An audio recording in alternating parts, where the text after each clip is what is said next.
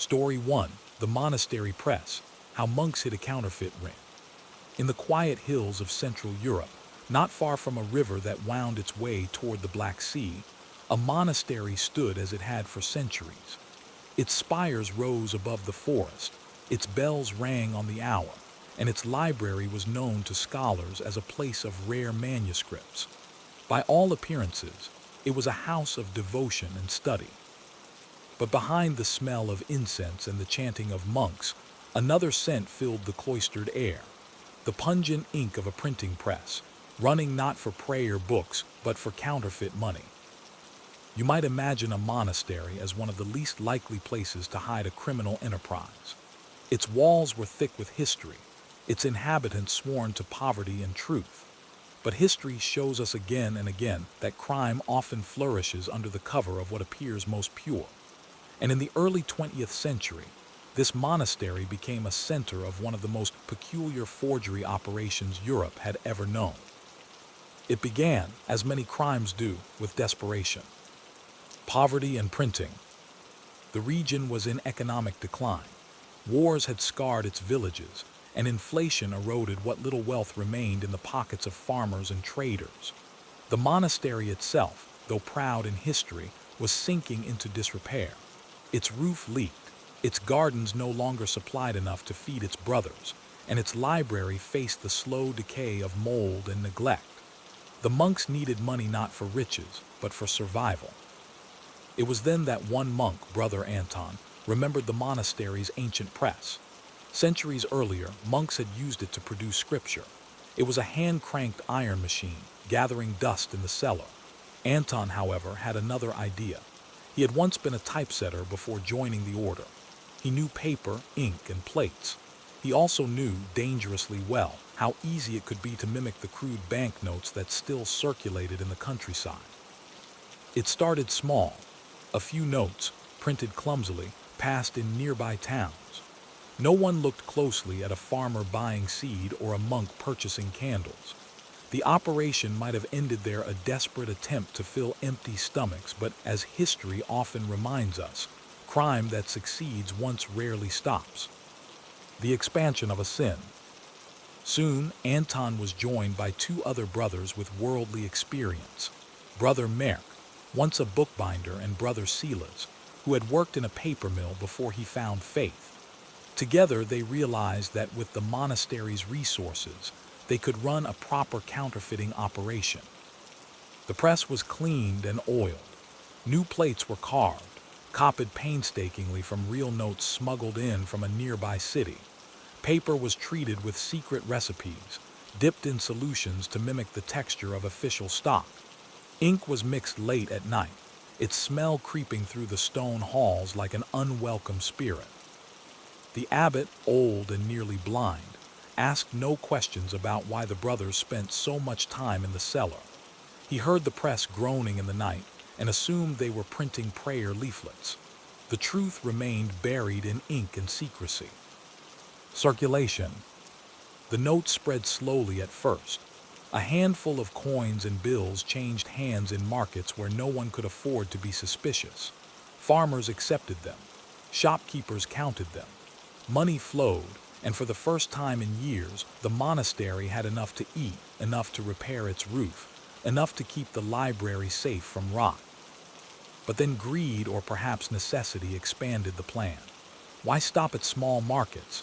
Why not push the notes into cities, where commerce moved too quickly for scrutiny? The brothers began using trusted intermediaries, traders, travelers, even a few local officials willing to look the other way for a cut. Soon, counterfeit bills were surfacing miles away, puzzling bankers and merchants. Authorities noticed, but they did not look toward the monastery. After all, who would suspect men of God? Suspicion brews. But every crime has its weakness. For the monks, it was overconfidence. Some of the notes were too perfect, bearing identical flaws that marked them as copies. Others circulated too frequently in small towns, raising eyebrows. And then there were the whispers. Villagers wondered how the monastery, once so poor, could suddenly afford renovations, new vestments, and generous donations. A banker in the nearest city finally sent word to the police. A pattern had been found, a cluster of forged notes, all seemingly tied to one region. Investigators were dispatched. They came quietly, asking questions, examining coins and tracing transactions back through the markets. And little by little, the web of suspicion drew closer to the monastery walls. At this point in our story, the press is running stronger than ever. The brothers are flush with success, and yet the shadow of discovery has begun to fall over their cloistered lives. The question that lingers is this: how long can faith and fraud coexist before one destroys the other? Backhand index pointing right. Would you like to continue to section 2 of story 1? The smell of ink is hard to forget. Sharp, metallic, with an earthy base that clings to clothes and skin. For those who work closely with printing presses, the odor becomes a companion, a reminder of their labor. For police inspectors trained in forgery detection, it's a warning sign. And for the monastery brothers deep in their secret cellar, it was the smell of survival. But in the fall of 1924, that scent began to drift beyond the stone walls. The arrival of the inspector. Inspector Emil Korda had seen counterfeit operations before. He worked the markets of Budapest, chased forgers through train stations, and traced false currency back to printers in Vienna. But something about this case was different. The notes were too simple, almost elegant in their flaws, and more importantly, they all pointed back to a narrow band of land tucked against the Carpathians, an area with little trade but an unusual amount of fresh currency. Korda arrived in the nearest town under a false name. He posed as a tax auditor, asking questions at shops, cafes, and roadside inns. Most answers were the same. People shrugged at the mention of forged money. They'd heard rumors, sure, but no one seemed alarmed. After all, what harm was there in a few notes if they helped the poor? But Korda noticed something else. Too many villagers mentioned the monastery, not suspiciously, but always with reverence. "They've restored the chapel," said a blacksmith. "The brothers bought new books for the school," said a baker. "They even gave money for a widow's roof." Altruism, Korda knew, was often funded by something darker. He made a quiet note. The smugglers slipped. Meanwhile, the brothers had expanded their operation again. They now partnered with a traveling merchant, a man named Joseph Varga, who moved between towns with a cart of goods and a handful of counterfeit notes tucked into false compartments in his boots. Varga was no monk. He had a criminal record, several aliases, and a love of gambling.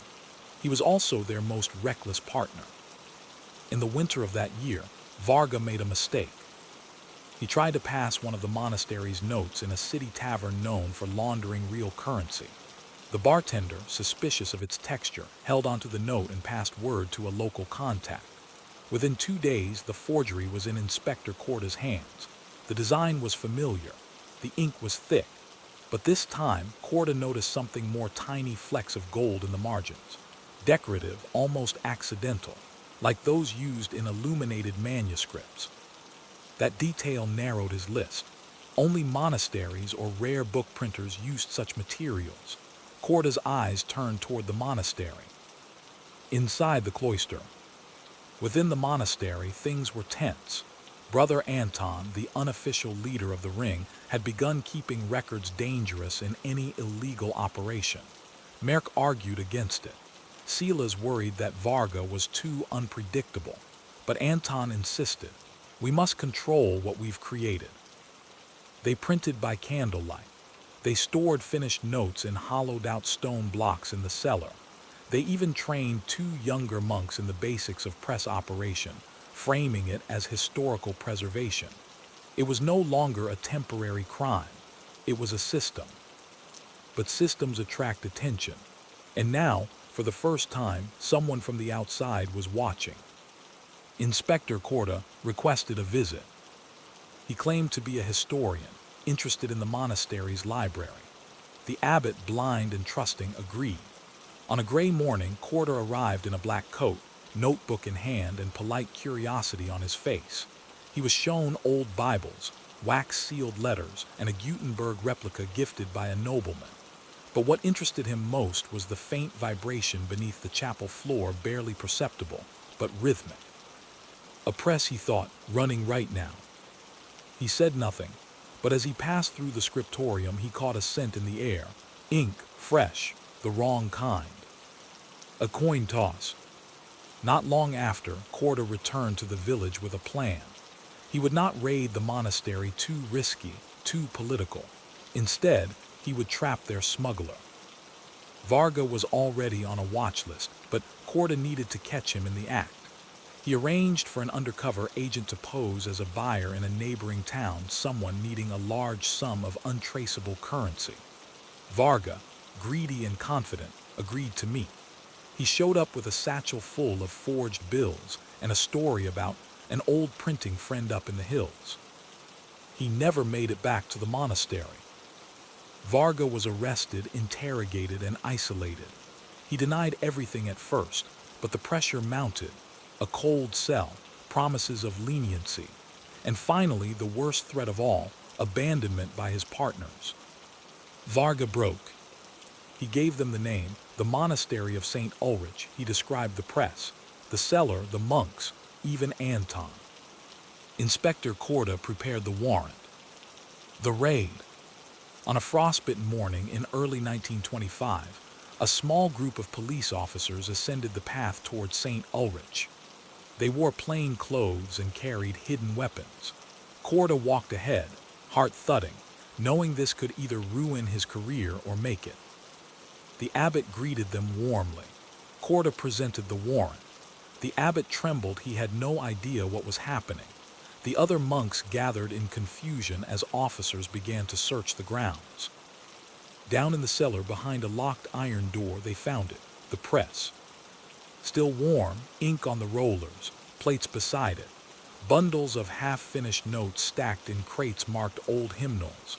And 3 monks who did not run, did not speak, did not even flinch.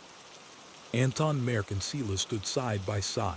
Their hands were stained, their eyes calm. Corda asked only one question: why? Anton replied, because no one else would help us survive. But even as the evidence piled up and arrests were made, a deeper question lingered in the inspector's mind.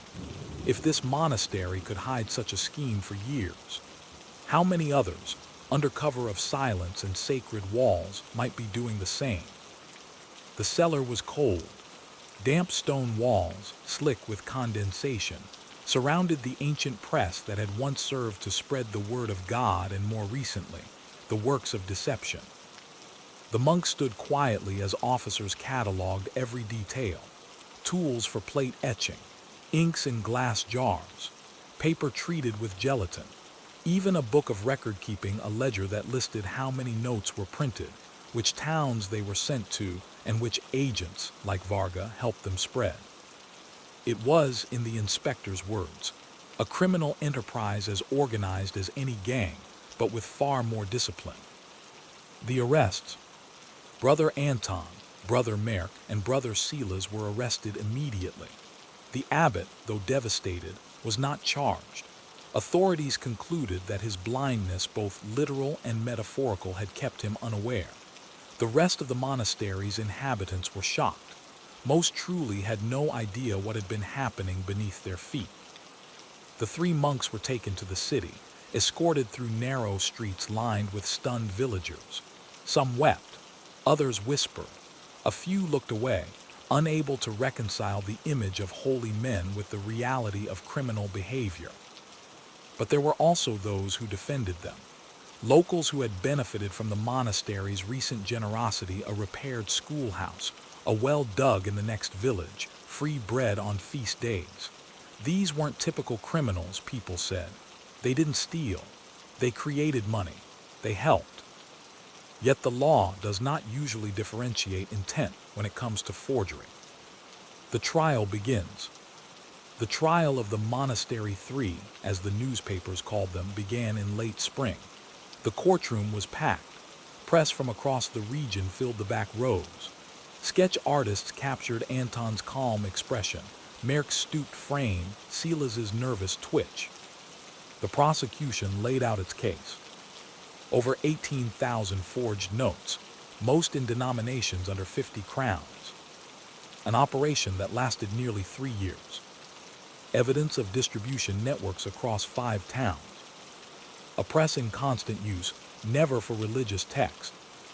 They called experts to the stand, bank officials, forgery specialists, a paper chemist who testified that the monastery's treated stock was as close to state-issued paper as anything I've seen outside the mint. But it was Varga's testimony that sealed the case. Calm, direct, and rehearsed, he detailed his visits to the monastery, his role in distribution, and even described the faint humming of the press during evening prayers. The defense tried to discredit him, pointing to his criminal past, but the damage was done. Then came the monk's turn. The defense, faith and fraud. Brother Anton was the only one who spoke in full. He admitted to everything, not with defiance but with an eerie serenity.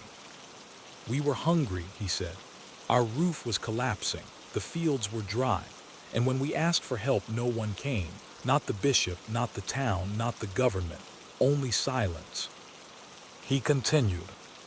So we created what we needed, not for ourselves but for others, for our monastery, for the village, for the children who now have books, for the mother who had medicine.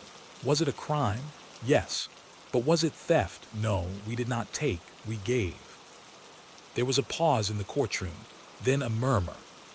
Some jurors looked moved, others looked angry. The judge remained unreadable. Silas and Merck said little. Merck confirmed he had carved the plates, that he had prayed over each one before use. Silas admitted to preparing paper, quoting scripture that said, "Render unto Caesar the things that are Caesar." But, he added, when Caesar turns his back, what then? Sentencing. The trial lasted 11 days. The jury returned in 4 hours. All 3 monks were found guilty of forgery of national currency, distribution of counterfeit notes, conspiracy to commit fraud. However, a separate hearing was scheduled for sentencing. This was where nuance would matter. And the nuance came. At the sentencing, dozens of villagers submitted character testimonies. Shopkeepers, school teachers, a widow whose home had been repaired after a fire. Even a mayor from a nearby town wrote to the judge, asking for leniency. Without them, he said, our village would have starved. The judge considered all this, and though bound by law, he delivered an unusual sentence. Brother Anton, 5 years in a minimum security prison. Brother Merck, 3 years reduced due to age and health. Brother Silas, 3 years with the option of early release for good behavior. They were not sent to traditional prisons, but to monastic confinement facilities, state-run centers for clergy accused of crimes. There, they would be allowed prayer, work, and reflection, but not freedom. Aftermath at St. Ulrich. The monastery changed. The press was removed piece by piece and eventually destroyed. The cellar was sealed. The library was closed for a year. The abbot resigned quietly and without ceremony. A new monastic order was assigned to the grounds. They brought with them new rules, tighter oversight, and monthly inspections from church officials. But the villagers never quite looked at the monastery the same way again. Some stayed loyal, others grew suspicious. Tourism to the area increased, strangely, with curious travelers asking to see the place where monks made money. No one ever found the full stash. Authorities estimated that 30% of the forged notes remained unaccounted for. Some believed the brothers had hidden a second cache. Others believed they had burned the remainder. No proof ever surfaced. A legacy written in ink. In the years that followed, the case of the monastery press became something of a legend. Criminology courses taught it as an example of moral gray crime, where intent, circumstance, and community benefit blurred the lines between right and wrong. A decade later, when Brother Anton was released, he never returned to St. Ulrich. He retired to a small chapel in the east and reportedly spent the rest of his life writing about theology and ethics. He never published under his real name. Merck passed away in custody, remembered by his fellow inmates as a gentle man with ink on his fingers. Silas was released early and vanished. Some say he moved to Italy. Others say he joined a silent order and never spoke again. The press itself now destroyed lives in sketches, photographs, and the memories of those who lived through the quiet storm it caused. But a single line from Brother Anton's testimony still haunts scholars and crime historians alike. If God gave us hands to write his word, then what else might they print if not salvation? And so ends the story of the monastery that built its salvation on false currency and silent complicity. In the end, their greatest sin was not in the forging, but in the belief that good intentions could justify any ink. Story 2. The Postal Poisoner. Death in the Letters of Small-Town America. In the spring of 1971, the residents of Besler, Ohio, a modest town of 4,300 nestled along the Great Miami River, began receiving odd letters in the mail. Some were blank. Others contained only a single word, typed in courier font on aging white paper. Soon, the envelopes had no return address, no handwriting, no postage stamps, just pre-printed metered marks like those used in bulk mail facilities. At first, no one thought much of it. Small-town paranoia comes and goes, and strange mail was usually chalked up to bored teenagers or forgotten subscription services. But then, on April 20th, a retired music teacher named Evelyn Rourke died, her tea laced with thallium, a highly toxic metal. And tucked between two junk flyers in her recycling bin was one of the envelopes. Besler had its first death, and by the end of the summer there would be 4 more. A pattern in the post. Besler wasn't a place where strange crimes happened. The last arrest involving anything more severe than shoplifting had been in 1962. The town was largely quiet, deeply insular, and wary of outsiders. Most people worked at the nearby food processing plant or commuted to Dayton. But the envelopes, they arrived like clockwork. Tuesday mornings, always white, always typewritten. Some had single words, some were blank. Some contained phrases pulled from old newspaper clippings. Victim 2 was Kenneth Hadley, a recently retired postman. He collapsed at home on June 1st after complaining of numbness in his limbs and an odd metallic taste in his mouth. Doctors at first suspected a stroke, but blood work told a stranger story: thallium poisoning, just like Evelyn. Police began to wonder, was the mail itself the delivery method?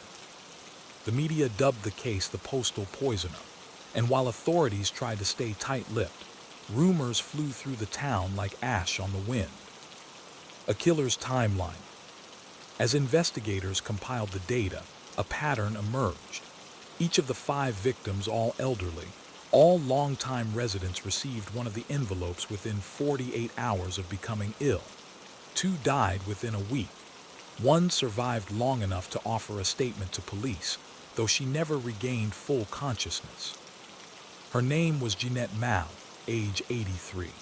On July 3rd, she was found collapsed in her kitchen, her kettle still whistling. In the pocket of her robe was an envelope, this one bearing only the word pause. By this time, FBI toxicologists were involved. Thallium was rarely used and tightly regulated by the early 70s. Most of its legal use was confined to laboratories and rodent control, though it had been banned for consumer sale in the U.S. in 1972, just months after the first incident in Besler. But here, where things took an even darker turn, all the poisoned residents used different water supplies, had no connection to each other socially, and had no fingerprints on the letters received. So how was the poison being delivered? A postal mystery. Authorities considered the most obvious theory, the paper itself. Perhaps the envelopes had been laced with thallium salts, and the simple act of opening them, licking a finger, scratching an eye, was enough to deliver a lethal dose. But lab analysis was inconclusive. Paper from 2 recovered envelopes was found to have trace residues of heavy metals, but nothing lethal. Investigators couldn't determine whether that was contamination from the environment or intentional. The thallium poisoning still seemed too acute, too direct. The only common thread was this: each victim had sorted through their mail shortly before falling ill.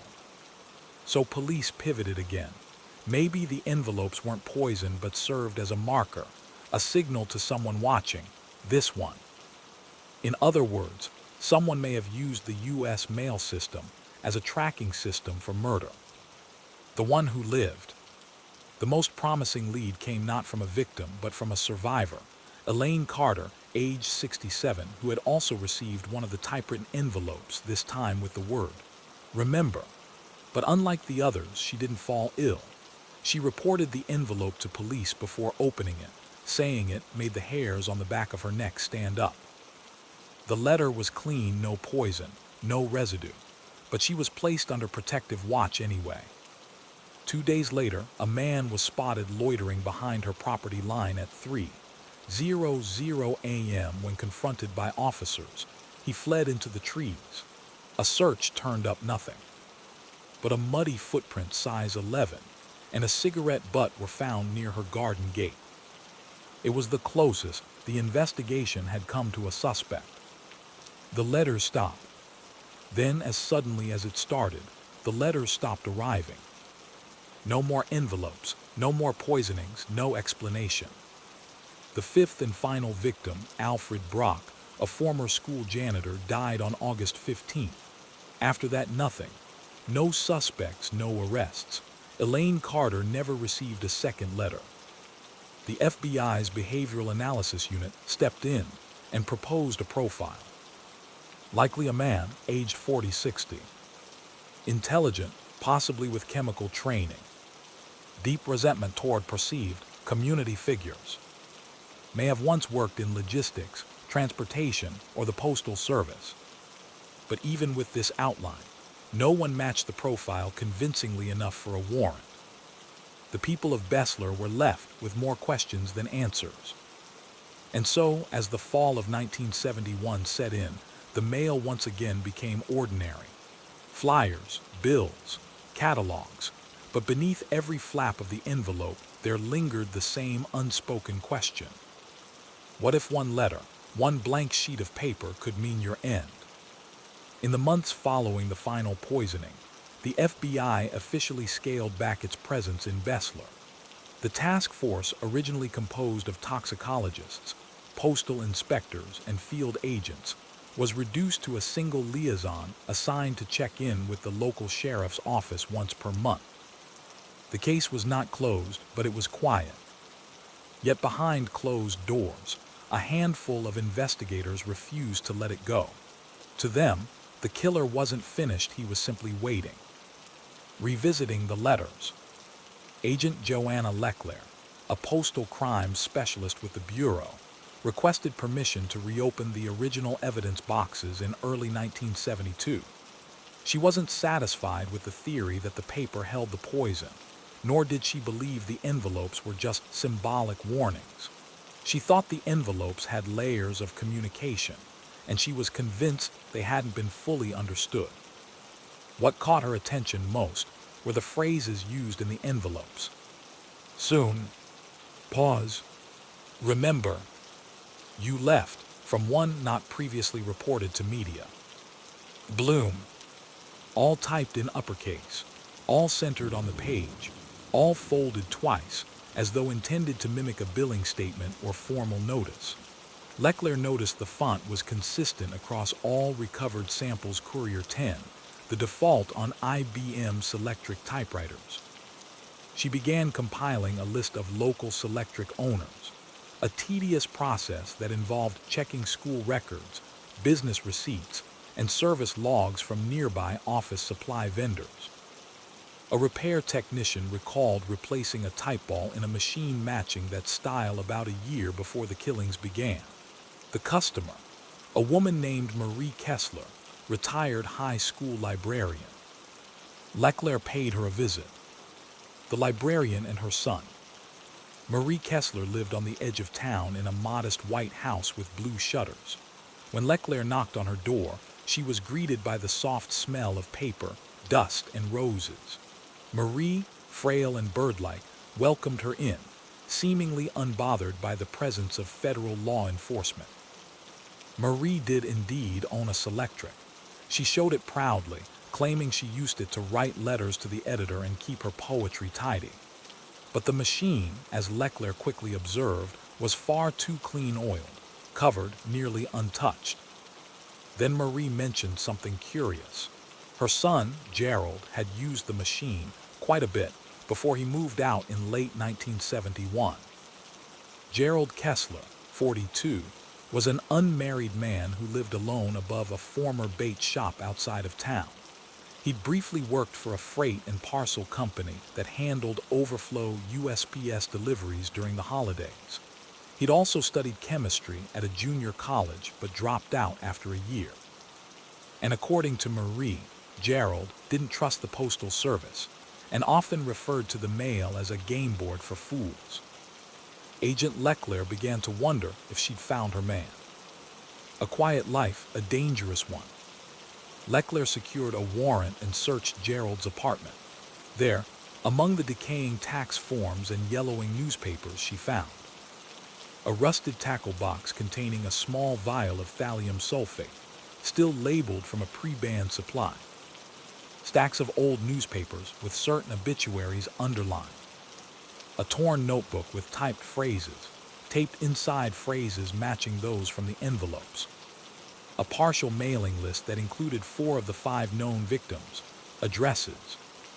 The final piece, a cigarette butt in the ashtray by the window's same brand and DNA match as the one found near Elaine Carter's garden gate. Gerald Kessler was arrested 2 weeks later without resistance. He was found in his mother's garage, assembling a birdhouse, humming to himself. During the arrest, he spoke only one sentence. Letters are just words wearing paper clothes. The interrogation. Gerald was interrogated for over 12 hours. He didn't ask for a lawyer. He didn't deny anything. But he also didn't confess, not in any clear legal sense. Instead, he spoke in vague riddles. They were judged. Some people mail lies for decades. I mailed truth. Paper is the perfect poison. It folds. It hides. It delivers. When asked directly about the poisonings, he replied, I didn't put the poison in the envelopes. That would be foolish. You don't kill a man by licking paper, you kill him by changing his habits. Investigators were baffled. Was he admitting guilt, or trying to appear guilty without evidence? But the physical materials, thallium, address lists, typed notes were damning. A community divided. The arrest sent Bessler into a tailspin. Gerald Kessler had been a familiar figure to many. Odd, yes, but not dangerous. He fixed bicycles. He read encyclopedias in the library. He used to give free repairs to elderly neighbors' radios. Some residents refused to believe it. Others claimed they'd always had a bad feeling about him. A few outright denied the evidence, calling the investigation a setup. Incredibly, some even defended his actions. He only went after the ones who kept everything for themselves, one man said at a town hall meeting. Old Bessler money, the people who never gave back. The narrative shifted. Was Kessler a killer or a twisted vigilante? The grand jury. In March 1973, the grand jury convened. The evidence was circumstantial but strong. The mailing list, the typed phrases, the vial of thallium, the Selectric typewriter, and then the kicker. A latent fingerprint found on the folded edge of the Remember note, recovered from Elaine Carter's robe. It matched Gerald Kessler. It wasn't enough for murder charges. No direct link to the actual poisonings could be proven beyond a doubt, but he was indicted on 5 counts of attempted murder, 4 counts of reckless endangerment, possession of a banned toxic substance, tampering with federal mail routes. Kessler's defense attorney entered a plea of not guilty by reason of mental defect. The trial was set for the fall. But before that could happen, the town would be shaken once more. A letter would arrive that changed everything, one that made even Gerald's guilt seem less certain. Because this time it would be addressed not to a victim, but to a reporter. In late July 1973, just 2 months before Gerald Kessler was scheduled to stand trial for the attempted murders of 5 Bessler residents, an envelope arrived at the Dayton Daily Record, a regional newspaper that had been covering the case from its earliest days. It was addressed in the same way as the others. No return address. Courier font. White envelope. Metered postage, not a stamp. Inside was a single sheet of paper. Typed in the same consistent, centered style were the words, "He didn't do it. You're looking at the wrong man." The note was unsigned. There were no fingerprints, no DNA, no markings that could clearly connect it to Gerald Kessler or anyone else. But the implications were explosive. A second voice. The newspaper immediately turned the envelope over to the FBI. Forensic technicians tested it. Same weight of paper, same ink ribbons as previous notes. The paper had trace amounts of nickel and lead, just like earlier envelopes linked to victims. So what did that mean? There were 2 possibilities. Kessler was innocent, and someone had mimicked his methods to misdirect the investigation. Kessler had an accomplice, someone who felt compelled to step in and cast doubt before trial. Either way, the case suddenly cracked open again. Agent Joanna Leclerc, who had pushed so hard to build the case against Kessler, now had to consider the frightening possibility. Had she focused too narrowly? Kessler's silence. Gerald Kessler was informed of the new envelope. When asked if he knew who had sent it, he smiled softly, almost kindly, and replied, "I never said I worked alone." When pressed, he refused to elaborate. He offered no names, no clues, no explanation. He simply said, "Truth prefers the shadows." It was enough to spook even the most seasoned agents. A psychiatric evaluation ordered by the court determined that while Kessler showed signs of paranoid ideation and an obsessive-compulsive attachment to language, he was legally competent to stand trial. But now his defense had ammunition, reasonable doubt. If someone else was capable of mailing a perfectly forged envelope, complete with the same typewriter profile and ink formula, then the prosecution's narrative was in jeopardy. Who else? Investigators scoured the town's electric repair records again. They looked for chemical purchases, lab access, or possible postal insiders who might have assisted in the original operation. One lead emerged. A former postal sorting clerk named Nina Bauder, who had worked with Kessler at the freight depot for a brief period in 1970, was discovered to have been let go for unauthorized inspection of private mail. She had a background in chemistry from a state college and was known to have frequented the Bessler Library, where Marie Kessler volunteered. She had since moved to Illinois, but was brought in for questioning. When asked whether she had collaborated with Gerald Kessler, she denied it. But her fingerprints were found on one of the early newspaper clippings recovered from Kessler's apartment. Coincidence? Possible. But the connection added a layer of complexity that neither prosecutors nor journalists could ignore. The trial. In October 1973, State v. Gerald Kessler began. The prosecution focused on the possession of thallium, the typed notes matching victim messages, the mailing list, the cigarette DNA near Elaine Carter's home, the fingerprint on the note. But with the arrival of the mysterious letter to the Dayton Daily Record, defense attorneys tore into the evidence. They argued that someone else knew the formula, had access to the same typewriter, and wanted Kessler either framed or protected. They pointed to the weakness of relying solely on circumstantial data, the absence of any eyewitnesses, and Kessler's lack of direct benefit from the crimes. After 2 weeks of proceedings, the jury was deadlocked. A mistrial was declared. The judge ordered Kessler to be held for a second trial, but he was granted bail and placed under strict house arrest in his mother's care, ankle monitor included. That second trial never happened. The disappearance. In January 1974, during one of Ohio's harshest winters on record, Gerald Kessler vanished. He had been seen in his mother's backyard, shoveling snow. The next morning, the door was ajar. The ankle monitor was on the floor, sliced neatly with an unknown tool, and his boots were gone.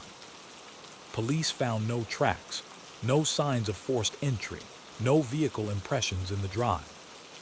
It was as if he'd stepped into the woods and vanished. A full search of the region yielded nothing. Gerald Kessler was never seen again. 3 months later, Marie Kessler received a letter in the mail. It was unsigned. It was typed in courier font. It said only, "Thank you for the ink." Marie never spoke publicly again. Legacy of fear. Besseler, Ohio, remained haunted by the crimes. The murders were never conclusively solved. Gerald Kessler was never confirmed as the sole perpetrator, nor was he cleared. And with his disappearance, any chance for full resolution dissolved into rumor. The letters never returned. No further deaths occurred. But for decades afterward, residents would report suspicious mail to the sheriff's office. White envelopes, courier font, blank pages. Most were false alarms, but not all. In 1989, a school principal in a nearby town received a letter that read simply, "One was innocent, one was not." It was postmarked from Canada. No one could say whether it was real or a copycat. The postal poisoner case remains technically open. The FBI's Cold Case Division has occasionally reviewed the files, but with no living suspects, no recovered body, and only fragments of evidence remaining, it's likely to stay unresolved. And so, a town was forever changed by 5 envelopes. Death came quietly, folded in paper, whispered through typed words, and then slipped away with the snow. Sometimes, the most terrifying crimes aren't loud or bloody. Sometimes they just arrive. Story 3. The bank vault that opened from the inside. On the morning of May 9, 1998, the staff of Vail Savings and Trust, a quiet local bank in rural Oregon, opened their branch as they always had. The front door was unlocked by Assistant Manager Janice Hull. Teller drawers were checked, coffee brewed, sunlight filtered through the bulletproof windows. But when they opened the main vault at 8:32 a.m., they found something no one could explain. $2.3 million was gone. Gone without damage, gone without alarm, gone with no sign of forced entry. There were no broken locks, no cuts in the security feed. The steel door itself, several tons of reinforced metal, had been undisturbed. The logs showed it hadn't been opened during the night. And yet, the cash reserves were missing, along with several safe deposit boxes from the rear wall. The only clue, a single yellow sticky note left on the floor inside the vault. Written on it were 2 words. Too late. A rural bank, a big problem. Vail Savings was not the kind of bank that held millions casually. Its entire cash reserve had been unusually large that month due to a recent land auction that brought in high-volume deposits from estate investors. The money was scheduled for transfer to a regional Federal Reserve repository later that week. Security was tight, but not federal tight. The building had a monitored alarm system, time-delayed vault access, motion sensors inside the vault, and a silent alarm under the teller stations. All were undisturbed. There were no signs of a break-in, no hacked feeds, and no overnight staff. Only the janitor, Luis Herrera, had access after hours. He was interviewed immediately and cleared within 24 hours. He hadn't entered the vault area, and motion logs confirmed it. Investigators were baffled. It was a clean disappearance, a surgical heist. An inside job maybe, but if so, how? No entry, no exit. The first assumption was that the vault was breached during the day prior, May 8th, but police reviewed all footage and logs. The vault had been opened only once at 11:47 a.m. for a scheduled internal audit with 2 managers present. Cameras showed nothing unusual. The money was still there at close of business. From 5:00 p.m. onward, the vault door had not been unlocked. Yet the cash was gone by morning. If someone had taken the money during business hours, it would have required knowledge of vault blind spots, and there were very few. An exact duplicate of the vault key and time code. A way to bypass or disable the internal motion sensor, mounted high inside the ceiling. Precise knowledge of when no alarms were armed. To authorities, the list of people with that level of access could be counted on one hand. And most fingers pointed toward Mark Bellamy, the bank's head of security and former military contractor. The ghost in the system. Bellamy was a quiet man, early 50s, punctual, married, no kids. He had installed the bank's modern alarm system himself in 1994. He'd worked there for 8 years and had never once taken a sick day. The problem, he was gone. When police attempted to contact him for an interview, he didn't answer calls. A patrol unit went to his house outside of town. The front door was open. His wife was missing. 2 coffee mugs were in the sink, but both their vehicles remained in the garage. In the bedroom closet were 2 empty suitcases. In the office, his laptop had been wiped clean, no emails, no browsing history, nothing. And on his desk was a single sheet of paper. Don't try to follow, you're already behind. A life unfolds. Over the next 2 weeks, investigators dug into Bellamy's past. He'd served in the U.S. Army as a communications engineer. After retiring early, he worked briefly for a private defense contractor in D.C., then moved west to Vail with his wife, Michelle. His references had been solid, his bank record spotless. But when the FBI contacted the defense contractor he'd listed on his Resume Gara Solutions group, they hit a wall. There was no record of him ever working there, no paycheck stubs, no HR file, nothing. It was as though Mark Bellamy had created a fictional work history. Worse still, his real name wasn't even Mark Bellamy. Fingerprint analysis revealed he had once gone by Kevin Arliss, a minor player in a surveillance tech scandal in the late 1980s. He had been suspected, but never charged of illegally accessing client accounts for a major East Coast bank. After that, he vanished from public record. Until now.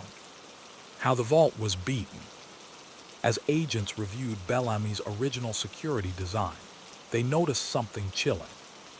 The motion sensor inside the vault had a maintenance override a test function that disabled the sensor for 5-minute intervals to allow safe maintenance of internal electronics. This feature wasn't widely documented, and access to it required both physical presence and a specialized bypass code. That code had been changed by Bellamy just 3 months prior. Investigators now believe the following. Bellamy, or someone with his exact security knowledge, had entered the vault before closing on May 8th, likely during the audit. They used the override code to temporarily disable the motion sensor. They hid inside the vault, knowing it would be locked overnight. At some point after the building was secured, they opened the rear maintenance panel inside the vault wall, which connected to a ventilation chamber, previously sealed off and thought inaccessible. They removed the cash and deposit boxes one by one, loading them into a duffel through a narrow duct system. Once clear, they exited via the same crawlspace, emerging into an adjacent maintenance corridor inside the same building. They left through the rear staff door, unnoticed. It was daring, almost theatrical. And it had worked. But weeks later, a strange call came into the local police department, untraceable but recorded. A voice, believed to be Bellamy, said only, "That money was never yours. It was just waiting to be moved." The question now was, where had Bellamy gone, and had he ever planned to come back? The FBI's Portland office had a name, a fingerprint, and a timeline. What they didn't have was a man. Mark Bellamy's real name, Kevin Arliss, had disappeared as cleanly as the $2.3 million he'd taken. His wife, Michelle, was also missing. There were no ransom demands, no credit card activity, no passport hits. The couple had seemingly erased themselves.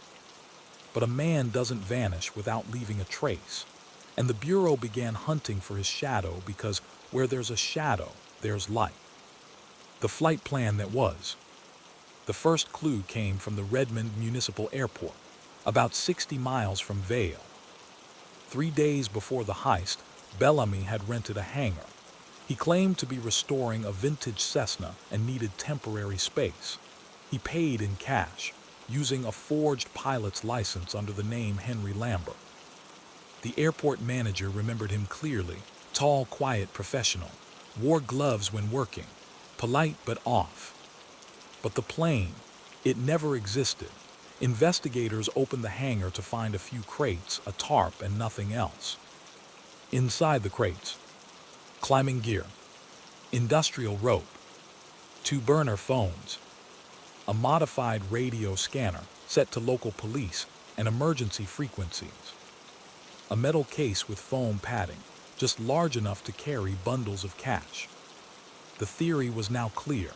The hangar wasn't for escape, it was a decoy, a red herring to distract local resources. Bellamy had never intended to fly. A trail of disguises. What he did instead was far more meticulous. In the weeks after the heist, tips began trickling in from surrounding states. None reliable. A man matching Bellamy's description had allegedly bought a used van in eastern Washington, slept in a motel near Twin Falls, Idaho, walked out of a diner in Eureka, Nevada without eating. The sightings were vague, conflicting, and always just out of reach. Then came the Montana lead. A hiker near Flathead Lake found something strange: a sealed manila envelope, half buried beneath a tree root. Inside were a map of the Oregon-Idaho border, 2 wigs, a contact lens case, a fully filled-out passport application with a new alias, Eric Morris. The fingerprint on the application matched Bellamy. He had discarded his identity like a snake shedding its skin. But what the Bureau didn't yet know was this: Bellamy had already used that identity months before to establish a P.O. box in Missoula and open a storage locker. The locker. Agents found the locker easily. Inside was a collection of books, spy novels, mechanical guides, and one oddity, a worn 1950s banking manual, with marginalia scrawled in pencil. One note read, "Timing is softer than locks. Get it wrong and the door is still open." Another, near a diagram of a 24-hour safe, simply said, "Don't think like a thief, think like an employee."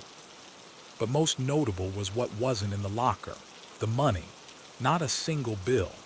The man had hidden his trail with surgical precision, burning bridges as fast as he crossed them. Michelle's vanishing act. As the FBI combed through Bellamy's old life, they returned to Michelle Arliss, his wife. Her friends described her as reserved, intelligent, and unusually private.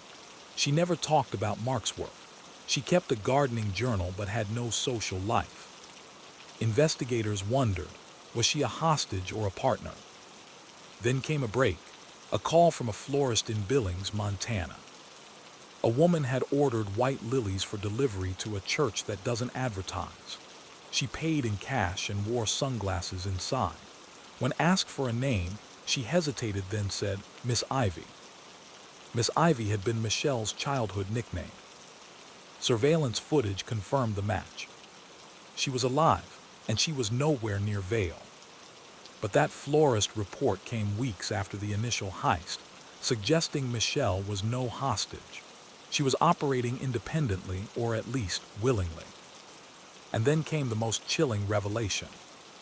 She wasn't traveling with Bellamy. She was traveling ahead of him. The Arizona glitch. In Phoenix, Arizona, a teller at a regional bank flagged a suspicious deposit. An account opened under the name Dana Whitmore, funded by 10 separate $500 cash transactions over 3 weeks. The bills were old, mixed serial numbers, none traceable except for one. A single bill matched the serial sequence from a batch known to be missing from Vail Savings. The FBI seized the account. It had $9,200 in it. Not much, considering what had been taken. But it meant something terrifying. The money had been laundered in pieces, through small banks possibly across the entire western U.S. Bellamy had planned for years, not just how to take the money, but how to disassemble it. Piece by piece, deposit by deposit, until $2.3 million was just background noise. The note. Then, in late November 1998, nearly 6 months after the heist, a letter arrived at the Vail County Sheriff's Office. It came in a plain white envelope with no return address, postmarked in Boise. Typed on old typewriter paper, same font Bellamy used on his personal notes. It read, "This was never about the money. It was about how easy it was to walk out of the walls you built. You watched the vault every day, but no one ever watched the exit. No signature, no fingerprint, no DNA. Just the weight of something heavier than guilt." As winter settled in, law enforcement quietly reclassified the case from active manhunt to ongoing fugitive status. They had no real leads left. Bellamy or Arliss or Morris or whatever name he wore now had evaporated. But years later, in a dusty motel room in Utah, a maid would find something strange in the drawer of a nightstand. A business card from Vail Savings and Trust, slightly yellowed, and taped to the back. A sticky note. 2 words. Still open. By early 1999, the heist at Vail Savings and Trust had become the stuff of small-town legend and a source of deep institutional shame. No one had been arrested, no money recovered, no conclusive leads. But in truth, the story was far from over. The FBI wouldn't say it publicly, but internally they had a term for what Mark Bellamy had done. Surgical silence, a phrase reserved for crimes executed so cleanly, so deliberately, that even the forensics teams had little to analyze. But as with all cold cases, time doesn't close them. It simply freezes them until something thaws. The accountant who noticed. In June 2001, 3 years after the robbery, Gina Pomeroy, a junior auditor at a mid-sized credit union in Northern California, noticed a minor pattern in their system. Every 6 weeks, someone made a cash deposit of $9,900 just under the IRS reporting threshold. The deposits were spread across different accounts, but each was tied to the same mailing address, a P.O. box in Bishop, California. She flagged the activity for review. It was standard procedure. When federal investigators checked the P.O. box, they found it had been rented under the name Lena Morris, a name no one had used in public databases since 1997. The connection to Eric Morris, one of Bellamy's known aliases, was subtle but enough to reignite interest. A motion-triggered camera was installed across from the mailbox, and after 2 months, it caught its mark. Michelle Arliss. She was thinner now, hair dyed a muted red, but the facial recognition matched. She retrieved a stack of envelopes, looked over her shoulder once, and disappeared. Agents followed the surveillance to a rental car, then to a cabin 3 hours east, hidden in the Sierra Nevadas. When they raided it, the cabin was already abandoned. But they found something more valuable than either fugitive. They found notes, the journals. Inside the cabin's false wall were 3 small notebooks, water-damaged but legible. They were not written by Michel, but by Bellamy, and their contents stunned investigators. He chronicled every stage of the heist, how he installed a false electrical panel to bypass the motion sensor, how he used an air mattress to sleep inside the vault without triggering vibrations, how he tested load tolerances by removing bundles in small amounts over several weeks to simulate the final job, how he mapped every staff member's schedule down to the minute. But most chilling were his thoughts on why. The system is soft, not broken, just soft. People mistake familiarity for security. And money is less valuable than trust. When you take trust, people never know how much they've lost. He wrote of Michelle only sparingly.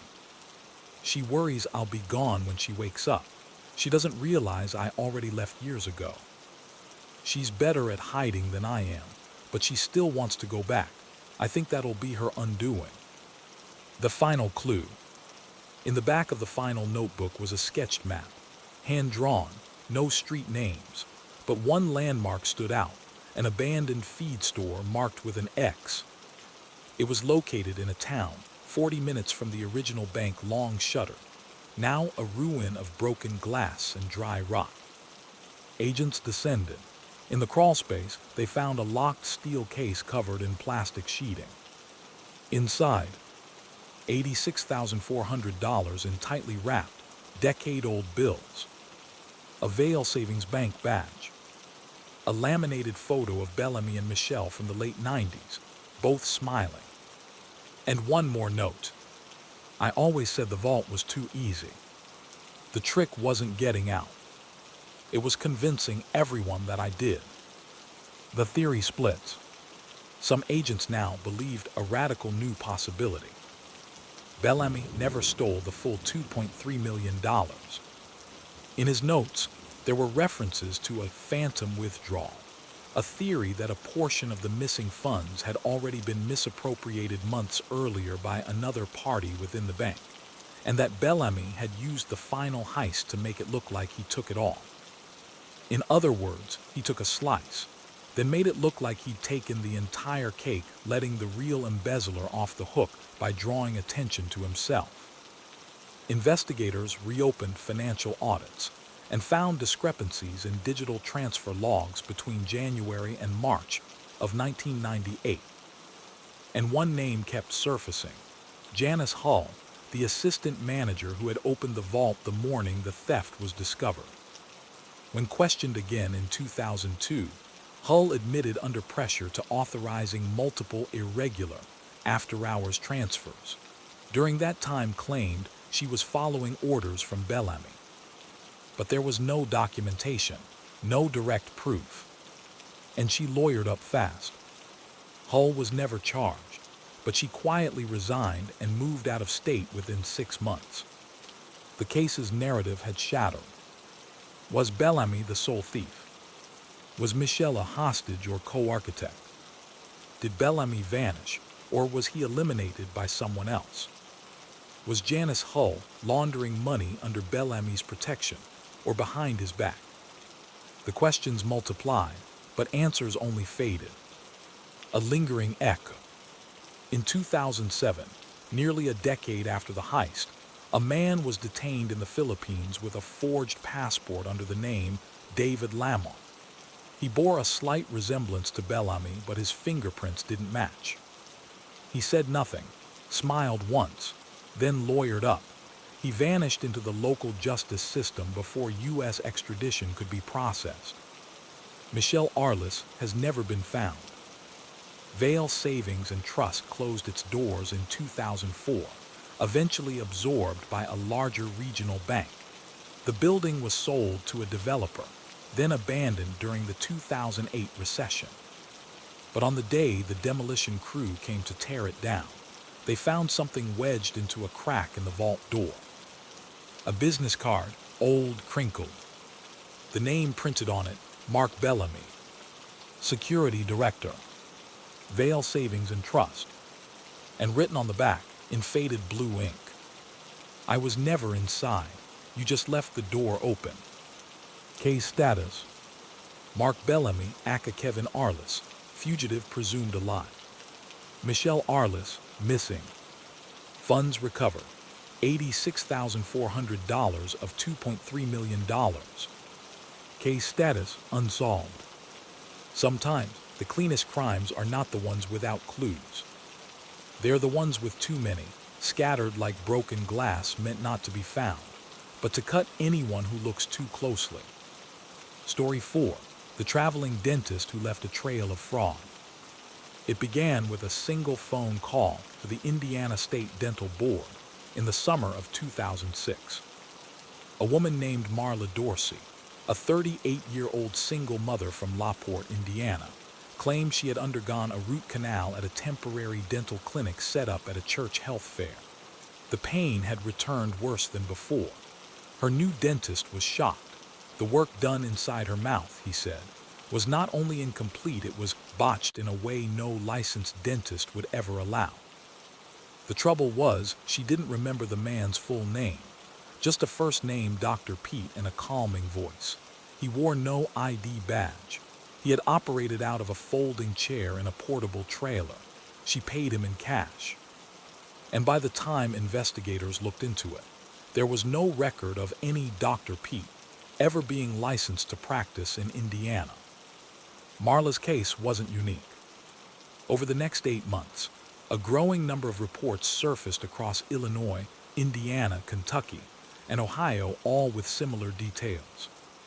Pop-up dental clinics in parking lots, fairs, or church basements.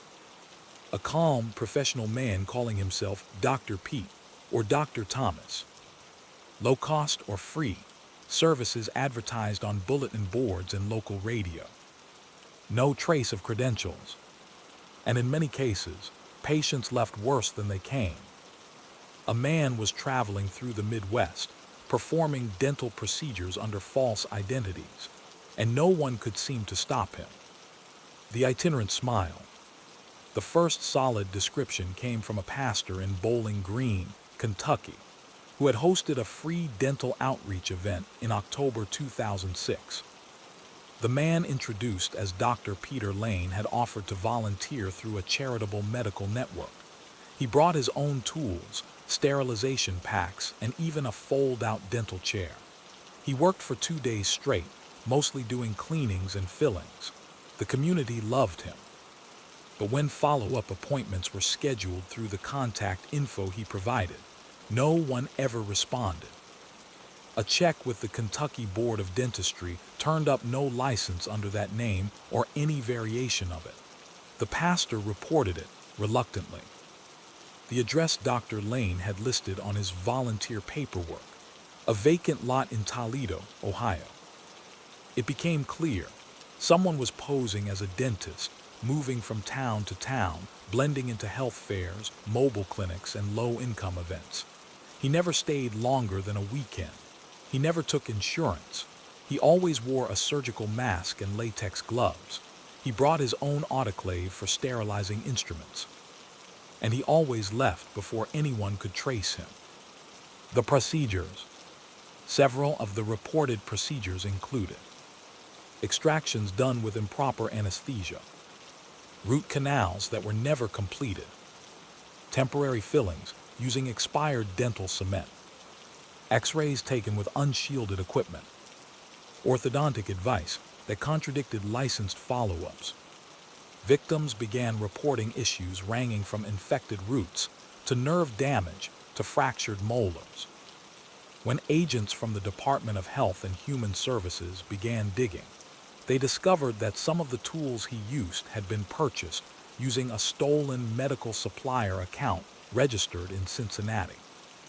The original account holder, a dentist who had died in 2002.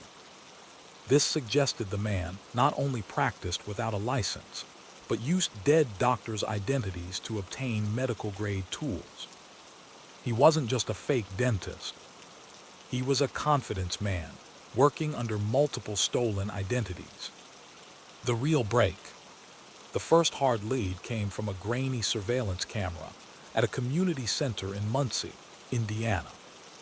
Footage showed a man medium height, mid-40s, brown hair with a bald spot loading a large black duffel bag into a gray panel van. The bag appeared heavy. One edge, when it hit the pavement, made a clattering noise. Inside the community center, a volunteer had reported a missing X-ray machine, something the man claimed he had borrowed to calibrate his equipment. He never returned it. The license plate on the van was out of state Missouri, but the plate itself was registered to a lawn care company in St. Louis that had reported the tag stolen months earlier. Whoever this man was, he was constantly rotating vehicle registrations and moving under stolen credentials. He was mobile, he was clever, he had medical knowledge. And worst of all, he was trusted. The dental school angle. Digging into the possibility that he had real medical training, authorities contacted several regional dental schools. They narrowed their focus to students who dropped out or were expelled between 1985 and 1995, had minor criminal charges, e.g., fraud, theft, impersonation, had ties to multiple Midwestern states. One name emerged: Gregory P. Kellum, expelled in 1991 from a dental college in Michigan for academic dishonesty and forging professor signatures on clinic evaluations. After that, he vanished from all records. Kellum matched the general description, but there were no known current photos, no driver's license, and no credit history. He was a man who, for all intents and purposes, had deleted himself from society. But investigators had something he couldn't erase: a molar, a tooth for a clue. In December 2006, a victim in Indiana required emergency dental surgery after a failed root canal performed by the fake dentist. The extracted molar had traces of non-standard filling, compound one only sold to dental schools in bulk campus lots. And each lot had distinct chemical signature variation due to mixing and storage procedures. The compound matched a batch once used at the Michigan Dental School, which was the same school Gregory P. Kellum had been expelled from. Now investigators had motive, training, and materials. They also had another problem. Where was he going next? A pattern in the route. Analyzing dozens of dental pop-up events across 11 months, analysts began to notice a pattern. The suspect always struck on weekends, followed religious calendars, choosing health fairs tied to churches or religious outreach programs, avoided locations with major hospitals near, stayed no longer than 2.5 days. He was exploiting faith-based community events, offering care to the uninsured and undocumented people less likely to question credentials. And his next likely stop: a Catholic parish event in southern Illinois scheduled for February 10, 2007. The FBI quietly sent agents. They set up surveillance in advance, but he never showed. Instead, a volunteer nurse reported a strange phone call. A man identifying himself as Dr. Mark Pierce had called 2 days earlier to inquire about the event, asked whether X-ray equipment would be available and whether the team would be bringing their own sterilization packs. Then he hung up. The nurse thought nothing of it until the agents arrived. So the man known as Dr. Pete, Dr. Lane, Dr. Thomas, and perhaps Gregory Kellum had sniffed out the trap and vanished. Again. But there was one more strange clue, one that would take the case in a new direction and raise more questions than it answered. Because 3 months later, in a truck stop bathroom in Iowa, someone found a dentist's duffel bag. Inside, instruments, expired Novocaine, and a handwritten note that said, "I only filled the gaps they left behind." The duffel bag found at the Iowa truck stop in May 2007 was a quiet bombshell. Though it didn't include DNA or identifiable fingerprints, Its contents revealed a methodical, well-equipped operation. Dental instruments labeled with faded initials, GK. 5 expired tubes of lidocaine. A set of portable dental mirrors and explorers, all sterilized. A blood pressure cuff. A folded list of county health clinics across 3 states marked and highlighted. And a small black notebook with a quote handwritten on the first page. When you have no license, every patient is a test of belief. Inside, the pages were mostly blank except for patient initials and dates. Authorities were now convinced this wasn't someone chasing profit. It wasn't even clear if he'd made money at all. He was practicing dentistry not just illegally, but compulsively. A man trying to play doctor and nearly convincing everyone he was. The missing yearbook. The FBI continued to pursue Gregory P. Kellum as the most viable suspect, but even that lead grew murky. They pulled archived yearbooks and student files from Kellum's former dental college in Michigan.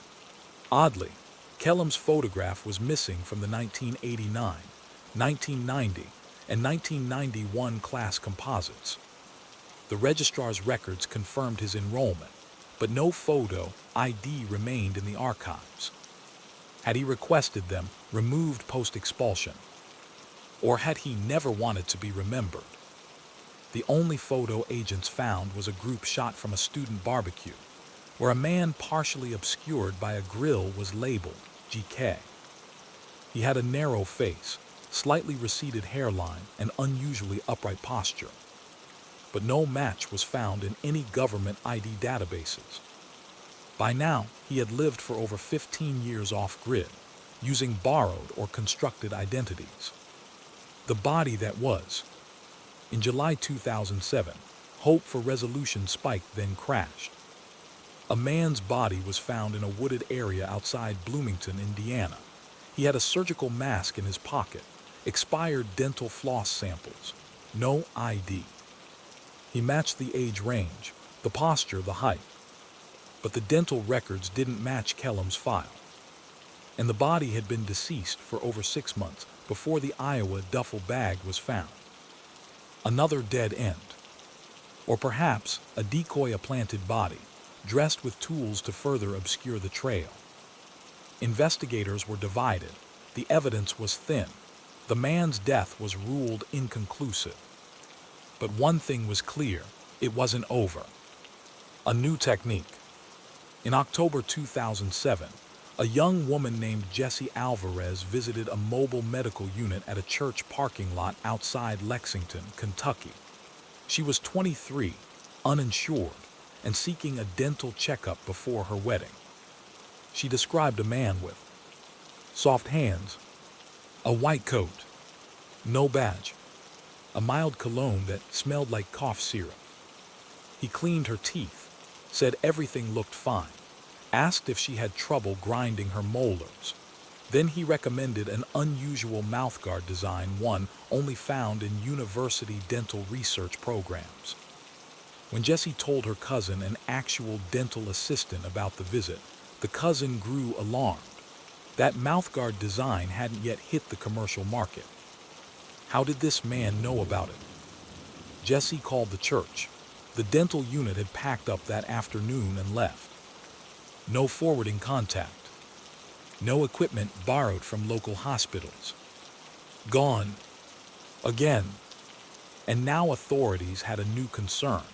This man wasn't just faking dentistry, he was following its evolution, studying trends, keeping current, likely using university libraries and professional journals without ever being part of the system.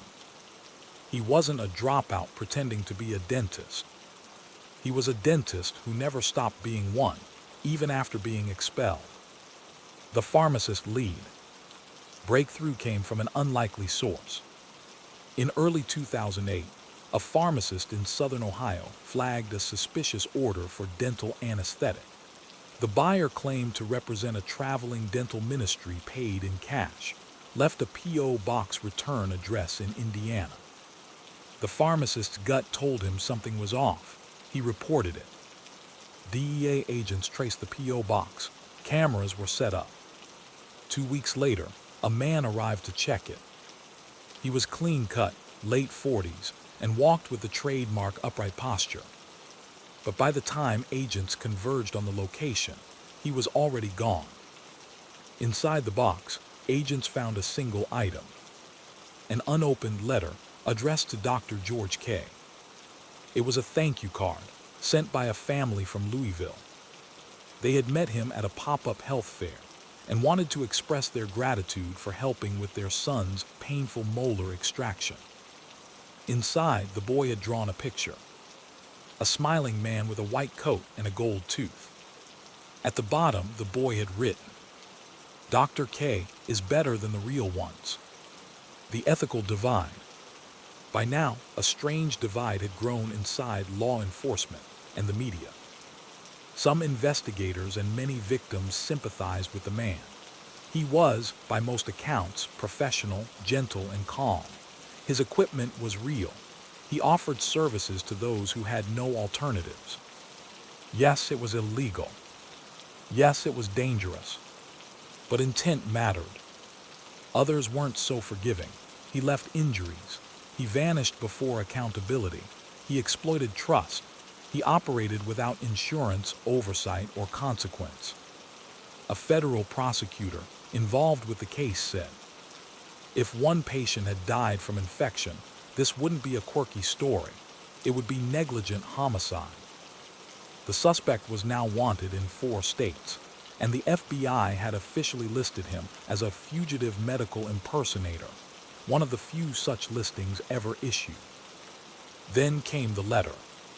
In March 2008, a letter arrived at a public health clinic in Gary, Indiana. It was postmarked from Illinois. Type signed only, GK. It read, "I fixed what I could. I filled the cavities they ignored. If I'd waited for a license, more teeth would have rotted. If they want to find me, they should look where the dentists don't go." Enclosed was $300 in cash and a list of 12 patients the man had seen at a recent fair. Their names, procedures, warnings to follow up. The note ended, "I hope someone finishes what I started." To this day, Gregory P. Kellum remains at large. No confirmed sightings since 2008. No confirmed procedures. No arrests. No death certificate. The traveling dentist vanished like a breeze through a field felt, but never caught. His duffel bag is on display in a fraud exhibit in Washington, D.C. His case remains open. And his patients, they still smile, some with gratitude, others with pain. Story 5, the cold storage murder, a freezer that held secrets for decades. On a snowy afternoon in January 2016, the employees of Donovan and Sons Wholesale Foods, a family-owned freezer warehouse in upstate New York, began the painstaking process of clearing out a long-forgotten cold storage unit. The warehouse had recently been sold to a distribution company that intended to automate the entire facility. During the transition, workers began emptying out back units that hadn't been accessed in years. One of these was Unit 9B, locked, unplugged, and buried under pallets of expired flour and canned peaches. It had no label, no working light. It had been overlooked through 2 ownership changes. When the rusted latch finally broke open and the freezer door groaned wide, the temperature inside was just above freezing. Inside, stacked behind frost-covered cardboard boxes, was something wrapped in multiple layers of industrial plastic and butcher's paper. At first, they thought it was spoiled meat. But what they found instead was a body, frozen solid, bound at the ankles, face covered in duct tape, wearing a corduroy jacket and brown slacks. The remains had been hidden for so long, even the tags on the clothing had rotted away. The killer, whoever they were, had chosen the one place where decay would never start. Who was he? The Rochester Police Department and Monroe County Medical Examiner were immediately called in, The body, thawed under controlled conditions, was male, white, likely in his early 40s. Estimated time of death, between 1983 and 1987. No ID, no wallet, no scars, no dental records match, at least not locally. But the autopsy revealed something very specific. In the man's stomach was a partially digested brand of canned stew that hadn't been manufactured since 1985.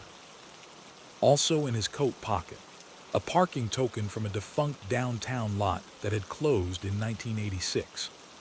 The timeline narrowed.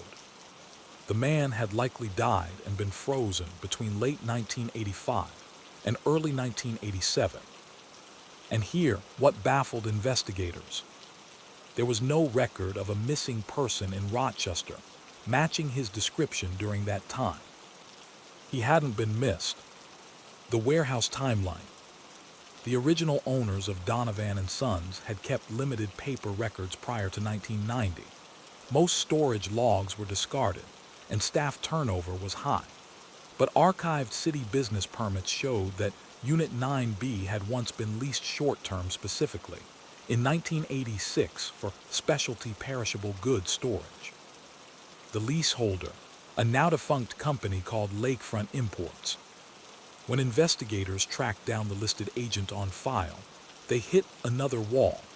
A man named Harry Mullen, who had died in a car crash in 1991. A deeper investigation into Lakefront Imports revealed that it wasn't an importer at all, but a shell company with no actual employees, no shipments, and only one transaction, the freezer lease.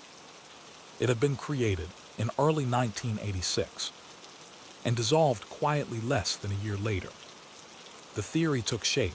The company had been a front created solely to rent the freezer. Its only import was a human body. The tape. In March 2016, while combing through old evidence storage from an unrelated case, a retired police sergeant contacted investigators with a possible match. Back in 1986, a missing persons file had been started but never formally processed because the man was thought to be transient. The file described a drifter named Albert "Albie" Miles, last seen near a soup kitchen not far from the Donovan warehouse. He had worked odd jobs loading docks, janitorial work, and was known to disappear for weeks at a time. But in late '85, he stopped showing up completely. He was never formally reported missing, not by family, not by anyone. The old report included a sketch based on descriptions from other men at the shelter. That sketch resembled the man in the freezer, but it wasn't conclusive. Then came a detail that cracked the case wide open. According to a night clerk at the shelter, Albie had once shown him a scar on his right shin left from a car accident. That scar, it turned out, was present on the frozen body. Now investigators had a name, possibly a motive, but no suspects, and no clear reason why a man no one cared about had been deliberately preserved. Why keep him cold? Most murders attempt to conceal the body. This one had been preserved, almost professionally. The victim had been bound with nylon cord, face duct-taped post-mortem, wrapped tightly in 4 layers of plastic, stored in an industrial-grade freezer with temperature control set to just below freezing, not deep freeze. This wasn't the work of someone panicked. It was careful, scientific. Someone had wanted Albie to stay recognizable. But why? Investigators floated several theories. Blackmail, insurance. The killer may have intended to move the body later if needed. Message undelivered. The body was stored for a warning that never got sent. Delayed disposal. The plan may have been to eventually cremate or dump the body, but the killer lost access to the freezer. Time capsule. Someone wanted the body found, just not yet. The question of who would go to such lengths to keep Albie Miles cold led to one place: the people who had access to the warehouse in 1986. There was only one name left on file who still lived in the area. a man named Ronald Tinnett, warehouse supervisor, hired in 1985, still living in the same house. When interviewed in 2016, he was 67 years old, cooperative, claimed no memory of a Unit 9B. But when shown a photo of Albie, frozen in thought, he didn't flinch, he said. That guy, yeah, he worked one shift for us, real quiet. Investigators hadn't told him the man had ever worked there. That was their first red flag. The second would come weeks later, when Ronald Tinnett tried to cross the Canadian border in a borrowed truck. Inside the glove box, a vial of sodium pentobarbital, often used in euthanasia, and a 1986 Rochester parking token, just like the one found in Albie's coat. The past was thawing, and whatever had been frozen in time was starting to leak. When Ronald Tinnett was stopped trying to cross the Canadian border, customs officers flagged the sodium pentobarbital he had failed to declare.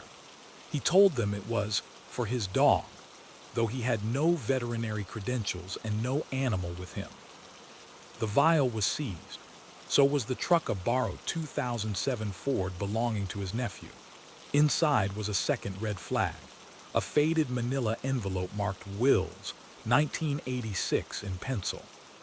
It contained 3 black and white photographs of Albie Miles standing in the Donovan warehouse yard, a single-page contract for a freezer lease listing Lakefront Imports as tenant, and a post-it note stuck to the back of one photo reading, "If anyone asks, he just left." This was more than suspicious. It was confirmation. Tinnett was now more than a witness. He was a man trying decades later to flee with pieces of a 30-year-old lie. The quiet confession. Brought in for formal questioning, Tinnett denied murder. He admitted to knowing something bad happened, but insisted he hadn't killed anyone. Under pressure, he finally told the story. According to his statement, Albie Miles had been working off the books at the Donovan warehouse in early 1986, unloading trucks at night in exchange for cash. Tinnett said he liked Albie, quiet guy, polite, never asked for much. But one night, Albie was caught in the break room with a clipboard that belonged to a supervisor. That clipboard, Tinnett claimed, held shipment manifests for a side deal extra freight that wasn't logged in the warehouse's official records. Unregistered goods, moved at night, no taxes, no questions. It wasn't drugs or anything, Tinnett insisted. Just stuff the company didn't want to move through customs, alcohol, imported meats, that sort of thing. Albie had stumbled onto a low-level smuggling operation. He was confronted, threatened, told to keep quiet. And according to Tinnett, he got scared, said he'd go to the police. Next night he didn't show up. I figured he skipped town. But when asked about the body in the freezer, Tinnett's response was chilling. I didn't put him there, but I knew where he was. Everyone did. Everyone. Tinnett nodded. There were 3 of us who ran the night shift.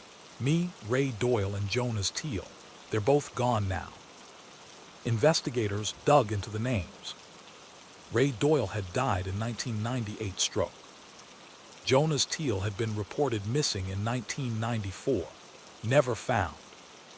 The missing man. Teal's disappearance had never been connected to any crime.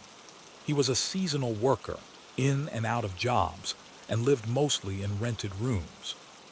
Now in 2016, with this new context, a second theory began to emerge.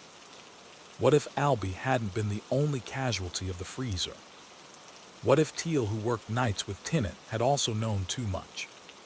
Investigators reopened cold files, focusing on Teal's last known movements. A bank statement from 1994 showed a deposit of $2,500 unusual for Teal, who rarely kept more than $200 in his account. The source, a cashier's check signed only RT. Ronald Tinnett. Tinnett's deal. Faced with obstruction and tampering charges, Tinnett agreed to a limited immunity deal. He would provide all known details of the smuggling operation in exchange for protection from murder charges, unless direct evidence tied him to the act itself. Tennant admitted he helped wrap the body, helped carry it, and helped seal the freezer. He insisted that Ray Doyle had been the one to apply the tape over Albie's face post-mortem. He said Albie had been accidentally killed during a scuffle after refusing to stay quiet, hit his head. No one intended for it to go that far. Rather than report it, they had panicked. Ray said, if we hide him right, he won't rot, he won't scream, he won't talk. So they used an empty unit, paid cash for a fake lease, and left the body on ice. Forever, they hoped. Why keep the body? This remained the question. Why not dump the body? Why keep it? Tennant's answer was as cold as the freezer itself. Because Ray said we might need him. Investigators asked what that meant. Tennant explained that the three men had a pact: if anyone started talking, or if anyone got caught, the others could retrieve the body and use it as leverage. A morbid insurance policy. A frozen secret, to be defrosted only if needed. Jonas was supposed to move it later, but then he vanished. I think Ray got to him too. In essence, Albie Miles became a silent hostage, even in death. A man whose life was worth less than the noise he might have made. The prosecutor's move. In November 2016, the Monroe County District Attorney's Office brought charges against Ronald Tennant for conspiracy to conceal a death, abuse of a corpse, obstruction of justice, tampering with evidence. The murder charge itself, unfiled. Tennant was never conclusively tied to the fatal act. With Doyle dead and Teal missing, Tennant became the last living witness to a crime buried beneath decades of frost. He pled guilty to conspiracy and received a 6-year sentence served under medical supervision due to his failing health. The legacy of Albie Miles. DNA eventually confirmed the man in the freezer was indeed Albie Miles. He had no living family, no next of kin. His body was buried in a public cemetery in Rochester, under a plain headstone. The inscription read, "He was found, he mattered." The warehouse where he was kept was razed later that year. In the rubble, someone found a rusted metal tag that once hung from the freezer latch. Scrawled on it in permanent marker were 3 letters. Ray, a ghost signature. One final echo of a man who had bet on the freezer, keeping his secret. But in the end, time catches up, even with ice. Story 6. The lottery ticket forgery that fooled the town. On a bright Tuesday morning in June of 2004, the residents of Miller's Ridge, Kansas, a town of about 2,100, awoke to a headline that changed everything. Local woman wins $2.8 million in state lottery. The front page photo of the Miller County Herald showed Donna Sutter, 53, clutching a state-issue oversized check and smiling in front of a local gas station. She wore a faded pink windbreaker, and her gray hair was tied back in a bun. She looked stunned but happy. She said all the right things. "I'm just thankful. I never thought it'd happen to someone like me. I'll fix the roof and help my grandson with school." The town rallied behind her. Neighbors dropped off homemade pies. Strangers hugged her at the grocery store.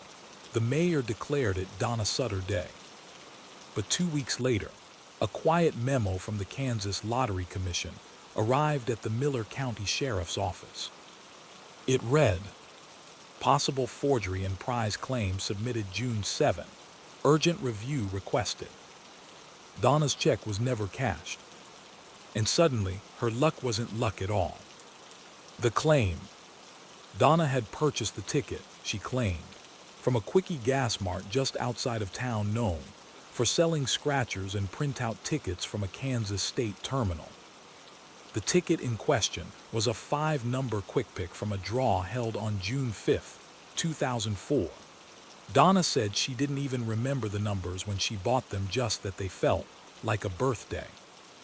The winning numbers were 8, 14, 27, 31, 39. Donna's printed ticket, submitted at the state lottery office in Topeka, matched, or at least appeared to. But the lottery's digital validation system showed no such ticket in the system. No record of those numbers being printed for Donna's store. No matching barcode ever scanned. And the most damning detail: the ticket's serial number fell within a voided batch, a range of blank slips discarded due to a printer jam on June 4. In other words, the paper shouldn't have existed.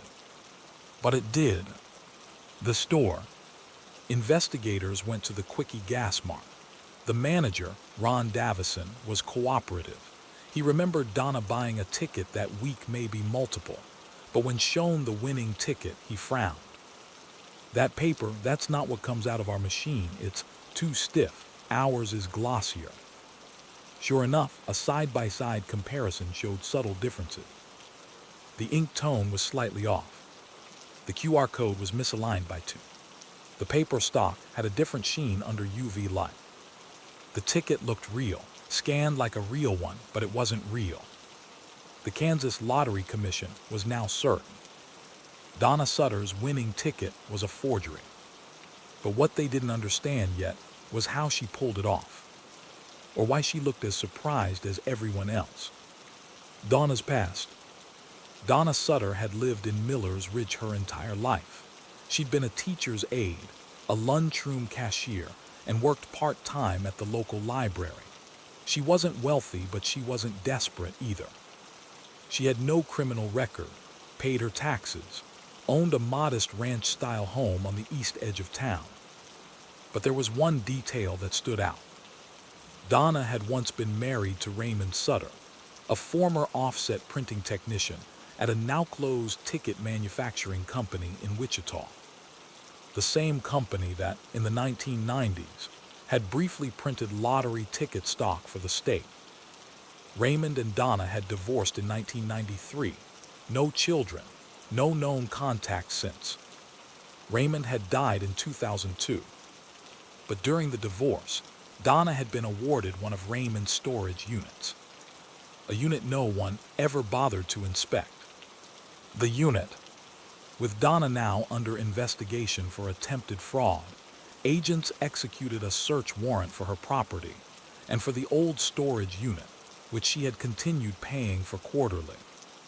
Inside were boxes of old printing supplies, dozens of blank thermal lottery ticket slips, unused, a laptop from the early 2000s, a commercial-grade thermal printer, dusty but operational, and most importantly, design files. The laptop, once powered on, revealed a file folder labeled templates. Inside were printable mock-ups of Kansas State Lottery draw tickets, scratch-off tickets, validation barcodes, a spreadsheet of historical winning numbers. Donna, it appeared, had replicated a winning ticket using real materials, real software, and real data. But here, what puzzled investigators: the file had been created in 2002, 2 years before the winning draw. Donna couldn't have known what numbers would win. So either she had guessed right, she had somehow modified a real losing ticket. Someone else had helped her. The discrepancy. When questioned, Donna didn't deny the ticket was fake, but she insisted tearfully that she hadn't made it. "I swear to God I didn't. I bought it. I scratched it. I saw the numbers. That's it." She described her actions in painstaking detail. How she walked into the quickie, how the clerk handed her the printout, how she folded it into her wallet. But that ticket, according to system records, had never existed. Investigators began to wonder, could Donna have been set up? Or was she a participant in something larger? They dug into her recent activities and found a clue. 4 weeks before the win, Donna had reconnected with a man named Elliot Byram. a former neighbor who had briefly lived in Miller's Ridge before moving out west. Byram had returned in May, allegedly to care for his elderly mother. He had once worked, as it turns out, as a systems analyst for a point-of-sale vendor that handled lottery validation systems in several Midwest states.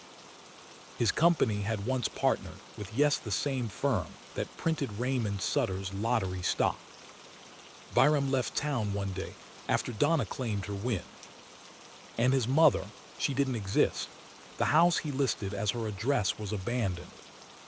Now Donna's lucky win looked more like a setup an amateur in the spotlight, coached by a ghost in the background. The question that now haunted investigators wasn't just how the ticket was faked. It was this: did Donna know she was holding a lie, or did someone hand her the perfect counterfeit and let her take the fall? Donna Sutter sat in a nondescript interrogation room at the Miller County Sheriff's Office, staring at a photo of Elliot Byram, the man she once knew as the shy, lanky kid from down the street. She hadn't seen him in over a decade until he showed up in May 2004, out of the blue. At first, she said, he just wanted to catch up, brought groceries, helped her fix her garden fence, said he was in town taking care of his sick mother, staying just outside city limits. But after a few visits, his tone changed. He started talking about chance, about how nobody gets rich from hard work, and how systems are built for the people who rig them. He brought up the lottery. "What if I told you," he allegedly said, "that there's a way to guarantee you win, and all you'd have to do is smile?" Donna didn't believe him, not at first, but he persisted. And then one night, according to her statement, he pulled out a lottery ticket from his pocket and said, "Here, this one's a winner. All you need to do is turn it in." She said she laughed, told him that wasn't how life worked. But he left the ticket on her kitchen table anyway. A week later, those numbers were drawn: 8-14, 27, 31, 39. The odds of a 5-number match on a Kansas quick-pick ticket, 1 in over 575,000. Donna didn't laugh anymore. She made the call, arranged to claim the prize. And in doing so, she became a walking fraud, unknowingly or not. Tracking Elliot. By the time authorities issued a warrant, Elliot Byram had vanished again. The car he'd driven rented in Wichita was found abandoned outside Salina, wiped clean. He had used cash for all his recent purchases. No digital trail, no credit cards, no phone registered in his name. Investigators turned to DMV records, IRS files, and employment data. That's when they found a connection they hadn't expected. Back in 1998, Byram had worked remotely as a contractor for a now-defunct data management firm. That firm was part of a temporary consulting group hired by the Kansas Lottery Commission to help digitize its ticket records and validation protocols. In other words, Byram had once helped build the system he'd just manipulated.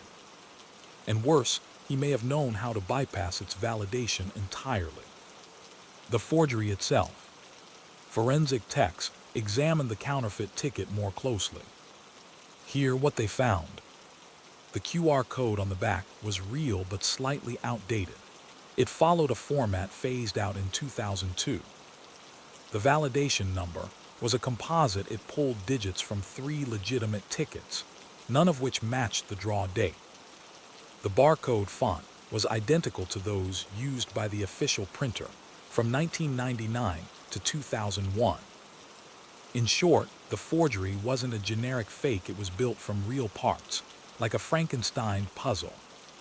Someone had accessed old ticket stock, likely Raymond Sutter's storage unit, used real template files from either Donna or her late husband, generated a forged validation sequence that looked authentic, printed it on a machine nearly identical to state-issued hardware.